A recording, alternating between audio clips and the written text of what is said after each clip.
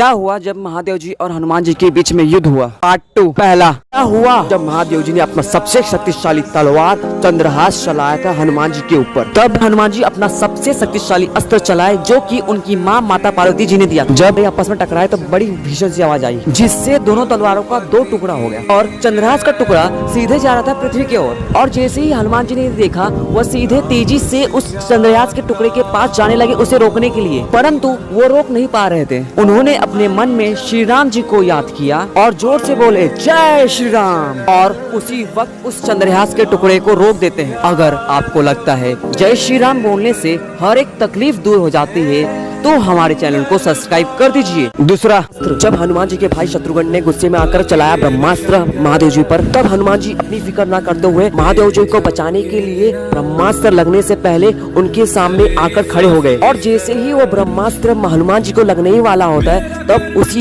वक्त महादेव जी हनुमान जी को सामने से ढकेल देते हैं और वो ब्रह्मास्त्र महादेव जी अपने मुंह के अंदर समा लेते हैं। परंतु क्या आपको पता है महादेव जी के गले के अंदर हलहाल था। अगर उसके अंदर ब्रह्मास्त्र चला जाता तो बहुत बड़ी तबाही होती, जिससे सृष्टि के संतुलन बिगड़ जाता। परंतु शिव जी तो शिव जी है, उनके आगे कौन टिक पाएगा। उन्होंने नटराज रूप धारण कर उस तबाही को अपने अंदर समा लिया। तीसरा, क्या हुआ जब महादेव जी ने चुनौती दी हनुमान जी को गदा युद्ध के लिए, तब हनुमान जी ने अपने सबसे शक्तिशाली गदा को बुलाया और सबसे पहले हनुमान जी ने उस गदा से महादेव जी को प्रणाम किया। और जैसे ही हनुमान जी का गदा और महादेव जी का गदा आपस में टकराए तब बड़ी घातक आवाजें आने लगी जो कि पूरे ब्रह्मांड में गूंज रही थी। तब ब्रह्मांड को विचलित करने वाली ब्रह्मनाद की आवाजें प्रकट हो रही थी, जिससे कि सृष्टि के सारे लोग, जानवर और देवताओं को हानि पहुंच रही थी। ऐसा क्यों हो रहा था? क्योंकि महादेव जी के अंदर पर ब्रह्मा की शक्ति थी, परंतु जैसे ही हनुमान जी का ध्यान हटा वैसे ही महादेव जी ने उनको हरा दिया। चौथा, जब महादेव जी ने हनुमान जी को चुनौती दी तब सबसे पहले हनुमान जी ने महादेव जी को प्रणाम किया। उसके बाद हनुमान जी ने महादेव जी के पैर छुए। फिर उन्होंने कोशिश की महादेव जी के पैर को उठाने के लिए,